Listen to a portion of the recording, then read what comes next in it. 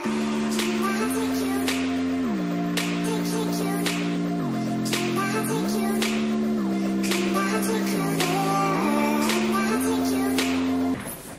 everyone and welcome to Low Budget Otaku, and today I'm reviewing the movie Captain Marvel. Now I'm going to structure this review into two parts. The review of the movie, a spoiler-free review, and then a spoiler section to discuss some particularities of the movie and how it may impact Avengers Endgame. I will leave a timestamp in the description so you know when the spoiler section is going to start, and of course I'm going to warn you before I start doing spoilers.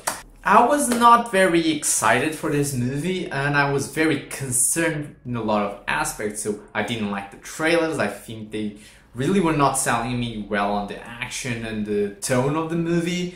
I really didn't like the casting of Brie Larson. Far before all the controversy that came out about her, I thought that she was not the right actress for the role, and I really was not that into the character to begin with, and I was afraid that this character, they were going to make her a little bit of a Mary Sue character, overpowered Superman style character. But after watching the movie, I was entertained. So the movie was good and you actually were wrong on your fears? No, Totoro. I actually was right on all my fears. Everything that I thought was going to be wrong with this movie was. But there was something that saved a little bit the movie for me, and that was Samuel L. Jackson as Nick Fury, especially a younger, more cocky Nick Fury, the cat, and some small details that were nice about the movie. The reason I was entertained and I didn't have the movie so negative was that my expectations was very, very low. But let's discuss the movie itself. So the movie is not too different from a basic origin story. The big twist and difference between all of the other origin story movies is that she has amnesia. So she's this Kree warrior, and she gets this big mission, and that starts uncovering things from her past. Then you have the bad guys that are the Skrulls, and then you have some good, no, I wouldn't say good, but you have some twists there that change up the formula from what you are expecting from the trailers. Of course, you find out their origin, and there's nothing special about the story itself. The only thing I can tell you is that the origin that they went with is different from the comics and makes it worse. They change a lot of things unnecessarily, and the only thing that I can think of for the change that they did is twofold. One, feminist agenda, and the second one is to make her more powerful than she should be, because she does later on the comics become as powerful as they are showing it now in the movie, but by her origin, and especially in the beginning of her career, let's say, she shouldn't be as powerful as she's shown in the movie, and that ruins really the movie. She shouldn't be as powerful as she is in the end of the movie. Makes no sense. I'm going to, in the spoiler section, talk about the big holes that her origin creates, not just on this movie, but on the MCU as a whole. It just breaks a lot of the lore that they told us so far in the MCU. And I'm not kidding. And I'm thinking it's really weird that no one's talking about this specific, because her origin doesn't make sense.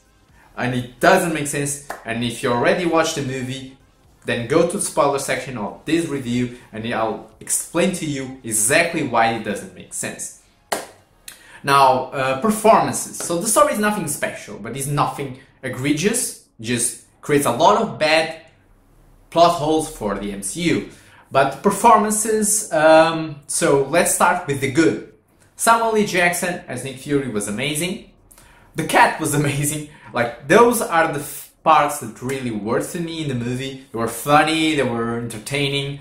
The main Skrull, Ben Mendelsohn, I don't know if I'm saying the name right. He was really good as the leader of the Skrulls. I really liked what he brought to the character. He could feel menacing, but he had some charm and some wit to him that really worked well. Another character that I think the actress did a really good job was Lashonna Lynch. Lashonna Lynch, they was playing like Brie Larson's Captain Marvel best friend from the past. And I don't know if it was because of the comparison between her and Captain Marvel and Brie Larson's performance. Her performance was spot on. So she actually had some really good acting moments, like where you could feel like emotion from her. That was especially contrasting again to the performance of Brie Larson. And before we go to Brie Larson's performance, Jude Law was okay. I didn't feel like his character. I think his character was underutilized. So did Ronan's character was underutilized. It was barely in the movie. And then there was another character played by Annette Bening. There was like, she was playing like basically two characters, different characters in the movie, and her performance was good. It was good, but it was nothing special, especially because I think she did a really good job with one of the characters. The other character, because it was not her fault, it was the fault of the script, and what they did with the script I think didn't work that well. But so those were okay performances. Now Brie Larson's performance is terrible. There's no other way. Like, my worst fears were proven right. She was terrible on the role. In the beginning, she was trying to be a little bit like Tony Stark and Doctor Strange character. She was trying to be witty and funny and confident, but she couldn't get a laugh out of me. If it wasn't for the cat and Nick Fury, I wouldn't have laughed anywhere in this movie. She just couldn't deliver the punchlines. Like, you know, when you see something that is funny, you immediately start laughing. You don't need to think about it. And when she was trying to say something funny, I was like trying to think about it, if it was actually funny or not, because I just didn't feel the funny. It was bad. And after that initial stage, she just becomes Kristen Stewart from the Twilight series. I'm not kidding. She basically becomes that. Because a lot of people give flack to Keanu Reeves because he only has one facial expression in The Matrix and in some other movies, not just The Matrix, but at least he's entertaining and he doesn't ruin those movies. Now, Brie Larson's lack of facial expression and lack of just character just ruins this movie. It is really like Twilight and Kristen Stewart. Another problem I see with her is that the action. So from the performance to the action scenes really suffered a lot because of her, I felt like a lot of them were purposely like poorly shot to hide the fact that she couldn't do the action scenes. So a lot of shaky cam, a lot of cuts. There's one action scene that is not bad, was decent, but it was nothing special, especially considering what we saw in Infinity War, Winter Soldier, Civil War, and there are so many better examples of action scenes in the Marvel movies, and this was one of the poorest ones. Like, except for that little action scene near the end, that is okay. It's nothing special, but it's okay. But then you have another one that is even worse near the end, where it's a lot of CGI, and the CGI is bad CGI. It's CGI at the level of Blade 2, I think. It is really bad. I think it's as bad as Black Panthers, like near the end. It was also really bad CGI. This I don't know if it is not worse. It really looks fake. It's terrible, especially after watching Alita Battle Angel not so long ago. CGI this bad, just cringe. And that's another thing about cringe. So the action is nothing special. The special effects are also poor. Then there's a lot of cringe in this movie. The feminist agenda really shows, and it shows in a really cringy way, because they put a lot of elements that you look at that and this is completely unnecessary, and the movie would be so much better without this. Like, basically there's an implication that all the men in their life were like terrible people, and she needs to stand up to the man because she was like always discriminated, and it just doesn't work well with the character. It just becomes cringy, you know. I imagine that if this came out like in the 60s, maybe it would have been a statement, but I just felt cringy. And the soundtrack is not bad, but the way it's used is really cringy. There are songs that are playing sometimes in the fight scenes, and you're like, oh no, this is so cringe. It is cringe. That's the only word, because especially I'm a kid from the 90s, so I like 90s music, but the application of some of the songs and the song selection for some of the scenes is really bad. Just cringe. That's the main thing that I took away from this movie was cringe. The word cringe just came up so many times in my mind during my time in the cinema. It was cringe. So, what are your final thoughts on the movie before we go to spoilers?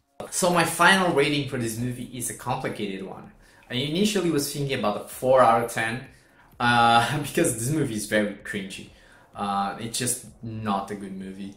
But those scenes with the cat and with Nick Fury were actually really good. Those scenes in another movie would have been amazing. So I really had a fun time with those small portions of the movie. So I'm probably pushing it to a 5 out of 10 or a 6 out of 10 just for those scenes, but I do not recommend this movie. The movie was too cringy, and I really don't like what they're doing with the character, and I think this character may not just ruin this movie, but ruin Endgame and the MCU as a whole. So I cannot recommend this movie. I believe if you want to watch a great movie with a strong female character, watch Alita Battle Angel. It's a better movie, and if you miss out on this movie, you're not missing anything important for Endgame. Nothing at all. So now... Hi, this is your last spoiler warning, so if you don't want to be spoiled, leave now. But if you want to analyze this movie and the train wreck of its plotline, come with me. So let's talk about spoilers. So the plot of this movie is basically very basic. So she doesn't remember who she is, she's with the Kree, she's training with the Kree, she has like this relationship mentor, prodigy with Jude Law's character. That is not very important, she should be. I was expecting him to be Marvel, but he's not Marvel. And basically she has some problems dealing with her emotions because she still remembers her life as a human. In her first mission, she's captured by the Skrulls. The Skrulls are looking for something that is called like a light-speed engine. And she gets free. After she gets free, she ends up on Earth because they are on Earth looking for that engine. And that's where she starts piecing together her past as a human. And then what she finds out is a big twist is that actually the Kree are the bad guys and the Skrulls are not the bad guys, and they are trying to run away from the Kree. So they were actually being helped by the woman that basically trained her in the military when she was human. It was called Marvel. There was actually a Kree spy, but actually she turned on the Kree to help the Skrulls.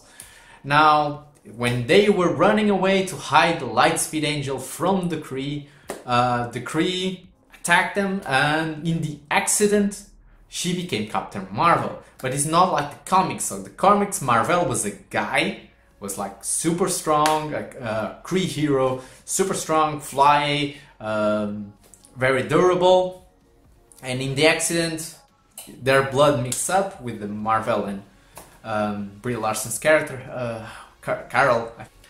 And when that did, she became half Kree and she got his powers. In the movie, no. Okay, Marvel is a scientist lady. She doesn't have any of those special powers. They get attacked. During the attack, Marvel dies. And to stop the Kree from getting the Lightspeed Angel, she shoots the engine. And the engine explosion causes the energy from the engine to go into her. And that's what gives her the powers. So basically, the Kree, after experimented and turned her half Kree, has nothing relation to her powers, which makes no fucking sense. Why did they do this? I think it was to make her overpowered, so they needed an excuse for her to be more powerful than Kree. But in the story, she only gains a lot of the powers that she has in the movie a long time after this her origin story. After some other race experiments on her, and then she gets like new powers. And even in the comics afterwards, they nerfed her power down because they understood that it was poor writing to have such a overpowered character. So basically this binary form that she gets in the movie, they nerf it down and she cannot use that always. It's a bit complex, but they at least made their character a little bit more tolerable. But this origin in the movie, even with the engine, makes no sense. Why? Because the engine is powered by the Tesseract. We find out that it's the Tesseract that powers the engine. Well, the Tesseract we know is an Infinity Stone whose power is teletransportation. So why in the hell does that Infinity Stone give her flight, super strength, invulnerability, and photon blast from her hands? Makes no sense. It makes no sense. And she only absorbed, again, a little bit of energy from the Infinity Stone, because the Infinity Stone still works. She still works, we know that. Why? And it makes no sense. And again, they are claiming her to be the most powerful character in the MCU. Well, we saw that Vision as an Infinity Stone, or had an Infinity Stone, so he should be more powerful than her because she only has a little bit of power from an Infinity Stone. While Vision has an Infinity Stone. The power of an Infinity Stone is with him. So is Doctor Strange. We can argue a lot of characters are more powerful than one character with just one Infinity Stone. We can probably say that Thor, after he gets the Stormbreaker, is stronger than a character with one Infinity Stone. We can claim that Hulk is stronger than a character with one Infinity Stone. Thanos without one Infinity Stone is probably still more powerful than a character with one Infinity Stone. Much less with 5 Infinity Stones, Thanos. So claiming that she's more powerful than all of these characters that have, again, Infinity Stones, she only has a little percentage of a power from an Infinity Stone that she absorbed. So it makes no sense for her to be more powerful. Another problem is we saw that normal humans and like lower species cannot touch an Infinity Stone without dying, cannot handle directly the power. That's why they need to put Infinity Stones into weapons, like Doctor Strange amulet, like Ronan did with the hammer, like Thanos has with the gauntlet. And Vision is not a living human, so his body is very brainy, so that's why the Infinity Stone is only in his head. But before that, Loki had it in a scepter, so they cannot handle directly the Infinity Stone. We saw what happens when they do, they explode. Peter Quill, his father was a Celestial, he was half Celestial, that's why he could touch, but he was still already decaying, and he needed to spread out the energy between of all the other Guardians to hold. So why in the hell is she alive even? It makes no sense. That's why this origin was terrible. She just had to keep faithful to the original. But if you had kept faithful to the original Marvel, you had to only give her the initial power set of flight, super strength, and endurance. You could not give her the photon blast and all of these new powers that really make her overpowered. And that's the biggest problem with this movie. She is overpowered. She beats everybody with his after she unlocks all of her powers, because in the beginning she had a device that was controlling her powers. After she breaks that, she becomes so overpowered, she beats an entire Kree flight unit. Ronan goes away in fear, and it's so Mary Sue. It's really bad. It's really cringy, and it really made my worst fears come true, because now I don't know what her role is going to be in Endgame. If she does what she did in this movie in Endgame, she's going to ruin Endgame. Now, at least I didn't mention anything about time travel, because in the comics I think so at some point they gave her time travel. I hope they don't do that. Please no. No time travel to fix Endgame. Infinity War finished with one of the characters getting the glove, using the glove to undo what Thanos did, and that's what needs to happen, and it cannot be Captain Marvel to do it. In the comics with Nebula, either keep Nebula or make one of the other characters already established be the one who gets the gauntlet and finishes it. Another important spoiler is talk about the cat. Why is the cat so awesome? Why everybody's raving again for the cat? The cat's not a cat, it's a flurkin. It's an alien race that is very dangerous, and It's really played up really well for laughs because the cat in the beginning, like Nick Fury meets the cat, he's all, oh my god, this cat is so fluffy, in love with the cat. The cat is like following them around. It's a very funny scene when they're in the spaceship. Is amazing. The cat follows them into the spaceship, and the cat is always there. The Skrulls are the first ones that say, "Oh no, that's not a cat, that's a flurky," and like they ignore him. They ignore the Skrull and keep acting like it's a cat. And when the cat finally reveals, like from his mouth comes tentacles, and he attacks a lot of the Kree warriors and beats them all up, and it's really funny. There's a lot of good reference with the cat, and it just works really well. And it's really funny.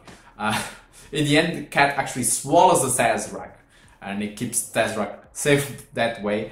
And one of the end character scenes, by the way, it's with the cat vomiting. The Tesseract is really funny, and it's really well done. So congratulations with the cat thing, because it was, in my opinion, the salvation of this movie. And the other revelation is the cat is the one who takes Nick Fury's eye. Nick Fury's like he already knows that he's a flurkin, but he's continuing like, because the cat basically saved him, and he did a really good job in a lot of moments in the movie. And he's like, oh, you're so fluffy, and the cat just scratches his eye. So he loses his eye because of the cat. But then Coulson in the end starts mentioning like this amazing story that he was tortured and lost his eye because of the Kree.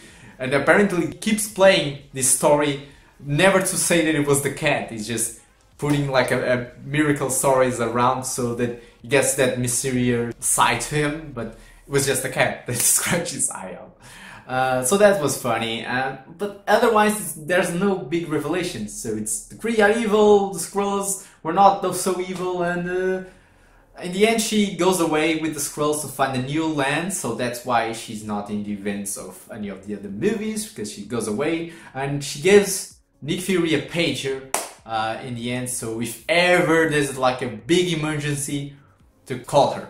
And finally there's like a big controversial thing in the end where the name Avengers comes from her plane, where it says Carol Avengers something, and he changes the name of the initiative, and that's why he starts the initiative of the Avengers. It's because of her and all the things that he went through with the aliens. So he decides to start looking for other overpowered humans to create the Avengers. That really didn't go well with me, and I think a lot of fans will not like that at all. They're basically changing canon to fit with Captain Marvel. And that's it. Now, in my opinion, if they follow with what they did in this movie to Endgame, they are going to ruin Endgame. She has the potential to ruin Endgame. So tell me, did you watch Captain Marvel? Are you interested in seeing Captain Marvel? What did you think? Do you think she can ruin Endgame? Don't forget to leave a like if you enjoyed the video, subscribe if you haven't, and hit that little bell icon, otherwise YouTube doesn't tell you when the new video is up. I'll see you guys next time.